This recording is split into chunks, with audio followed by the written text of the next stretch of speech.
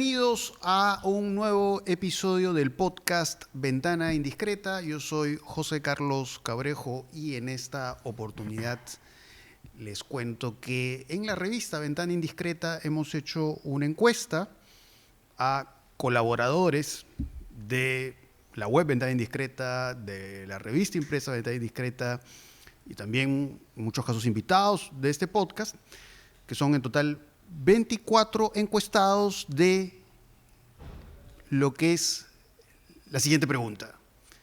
¿Cuáles son las 10 mejores películas que se han hecho en el periodo del 2000 al 2025? Es decir, estamos hablando de cuarto de siglo y algo más, ¿no? Entonces tengo acá los resultados. Tengo acá el top 10.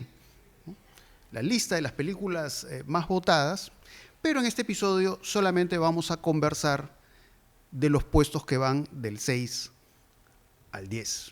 Van a tener que esperar hasta el próximo episodio para saber cuáles fueron los 5 primeros puestos. Y para hablar de los resultados, tengo un invitado muy especial, que es Marcelo Paredes, crítico de cine de In the Mood for Kino. Pueden encontrar su página en Instagram, pero por supuesto también es crítico de cine de Ventana Indiscreta. Bienvenido, sí. Marcelo. Muchas gracias, José Carlos. Gracias por la invitación y bueno, a hablar pues de esta lista que sabemos que es algo que ya se ha estado hablando mucho en estos último tiempo, ¿no? Porque recordemos que hay también esta encuesta que sacó el New York Times, hablando también sobre las mejores películas del siglo. Sacaron una lista y creo que el primer lugar fue la película Parásitos. Exacto. De Bong Joon-ho, sí. Y el segundo lugar creo que fue Mulholland Drive de David Lynch.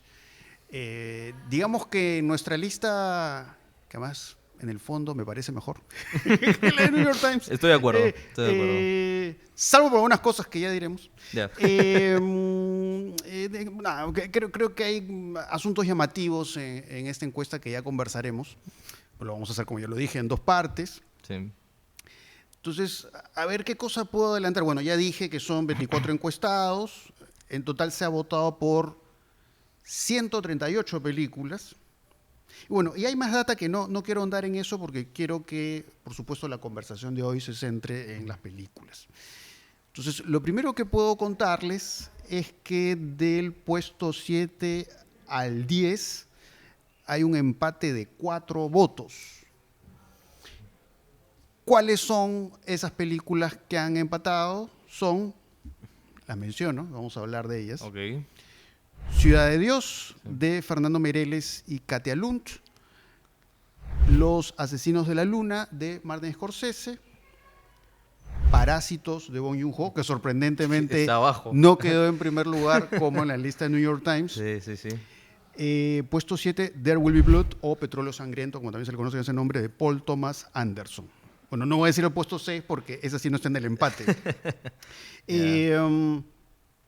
Bueno, Marcelo, ¿cuáles son tus primeras impresiones de estos resultados? Del puesto 7 al puesto 10. Sí, o sea, creo que lo primero que debo mencionar es, bueno, estar feliz de que justo una de mis elecciones personales entró, que es Los Asesinos de la Luna, de Martin Scorsese.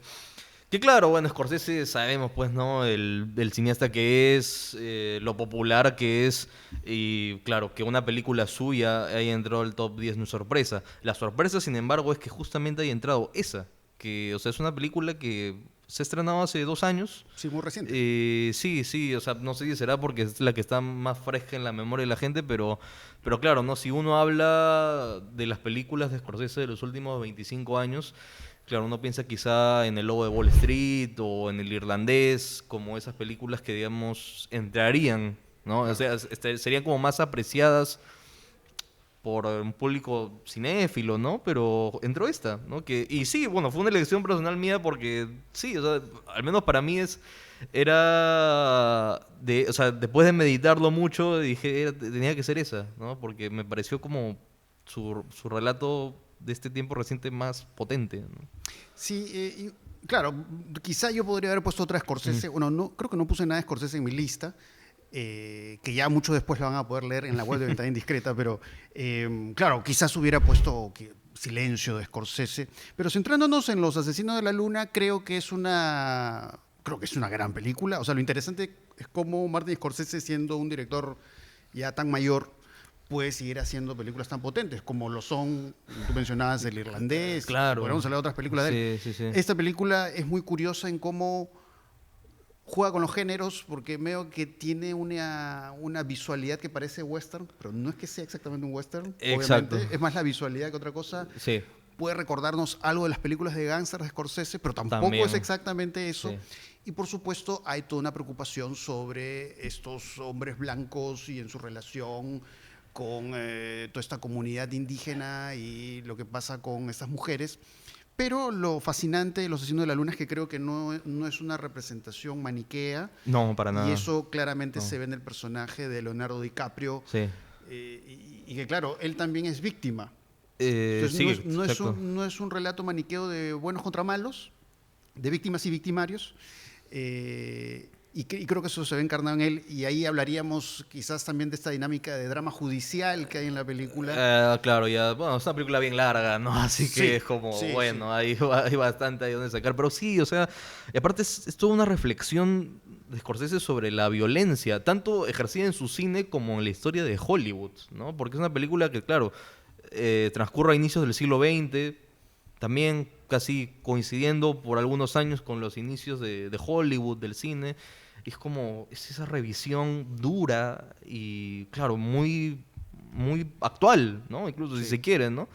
Y eso creo que es lo que la hace especial. Y bueno, una entrada interesante, creo, en esta lista. Sobre todo porque es el título más reciente, además. Claro, la más reciente es Sí. 2023. Sí. Todas las demás películas están entre el 2001 y hasta el 2019. Exacto. Pero esta es la más reciente, 2023. Sí, pero bueno, igual también no nos olvidemos del puesto anterior, que es Ciudad de Dios, que además Ciudad de Dios es la presencia latinoamericana en la lista.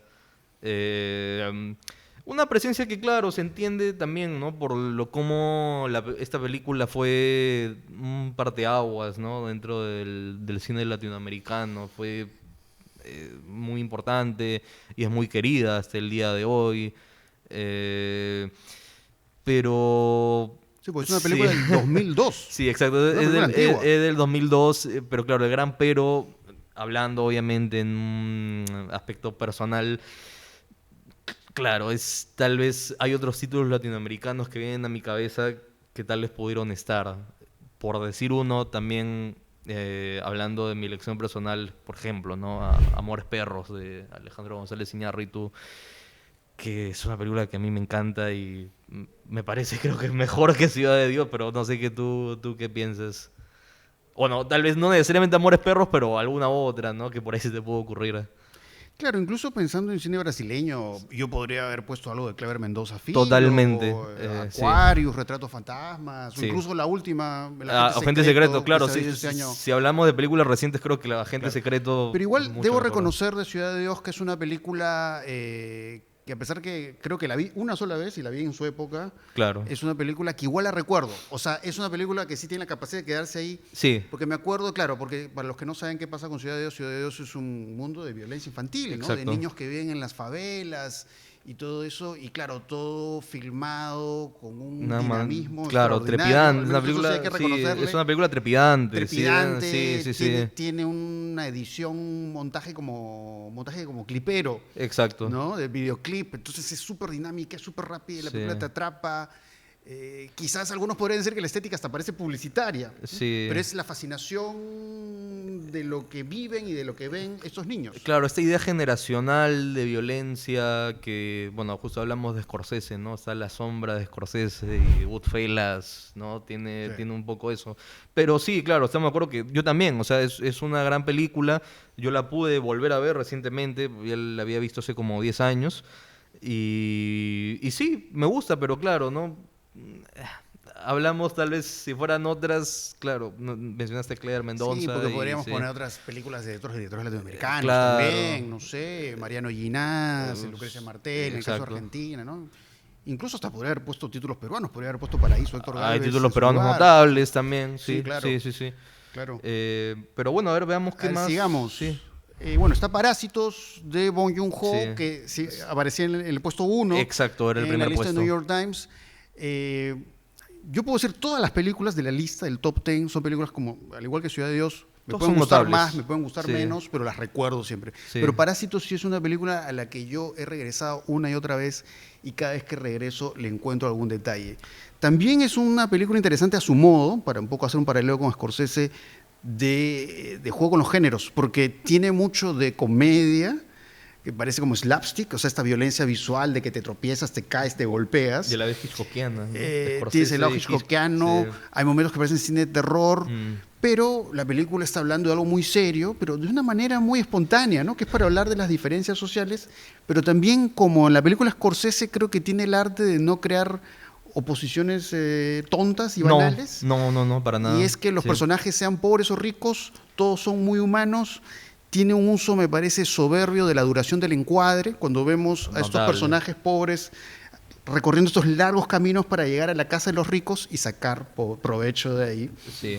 Y el montaje también, es una película exquisita a nivel de Entonces es montaje. cómo trabaja el humor, Sí. cómo trabaja las distancias, cómo trabaja la composición, ¿no? Cómo está compuesta la casa de la gente humilde, este espacio cerrado. Claro, siempre por lo bajo. Y la casa Sí. de los ricos con estos Sí. grandes ventanales, con mucha luz. Sí. Pero debo decir que igual, a pesar de que sea tan excelente, no es la mejor de Bong Joon-ho. Y eso es algo que ahí vamos a... De eso vamos a hablar Eso vamos a en el hablar. siguiente episodio. Sí. Y bueno, Sí. para terminar, vamos a hablar del puesto 6, ¿no? Y de ahí van a tener que esperar hasta el otro episodio para saber el top 5. El puesto 6 lo ocupa El viaje de Chihiro, de Hayao Miyazaki, con 5 votos. Bueno, Miyazaki, de hecho, también, por supuesto, es uno de los realizadores indiscutibles. Bueno, diría este siglo, pero en realidad también todo lo que ha hecho el siglo pasado es muy valioso. Sí, sin duda. Mi vecino Totoro. Princesa Mononoke, ¿no? Sí. Y El viaje de Chihiro, digamos, es una película fiel a su estilo. Estos viajes de personajes pueden ser niños, adolescentes. Hay esta niña que ve a sus padres convertidos en chanchos y trata de revertir eso. Pero lo que a mí siempre me ha fascinado del viaje de Chihiro es esta relación con los personajes distintos, ¿no? Este personaje que es como un fantasma, con estas criaturas extrañas, pero que claro, podría recordar algo que tú ves en cine de terror, pero se aleja de eso justamente porque son seres fantásticos, pero seres amables, Sí. o incluso los personajes que pueden ser vistos como villanos no lo son Terminan, exactamente. Claro, como el hombre sin rostro. Entonces ¿no? incluso el fantasma de este espectro. lo que no es exactamente humano, o lo que está en la frontera con lo mágico, vamos a decir, igual es algo muy humano. Sí. Eso es lo fascinante del viaje de Chihiro. Sí, es una película también, fue justo otra que volví a ver recientemente ya que la vi hace bastante tiempo. Pero sí, hay esta idea que Miyazaki tiene, ¿no? El modo como él juega con el fantástico y siempre hace pues estas historias de crecimiento sobre esta idea incluso...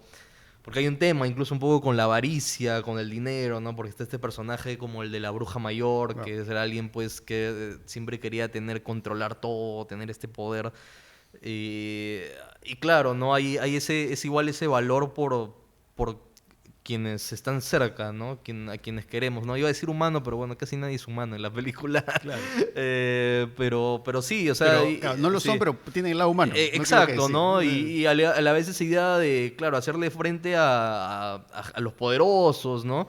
Eso creo que está genial, ¿no? Cómo Miyazaki lo trabaja, ¿no? Y claro, es un cineasta que también, o sea, en este siglo ha dado también películas muy buenas. Incluso algunas me gustan más. El Castillo Coincido. Ambulante. O la que salió último, ¿no? Que es El niño y la garza, que es una película que también a mí me gusta mucho, ¿no? Es muy interesante, muy reflexiva respecto a toda su carrera, ¿no? Eso me parece que está genial, ¿no? Sí.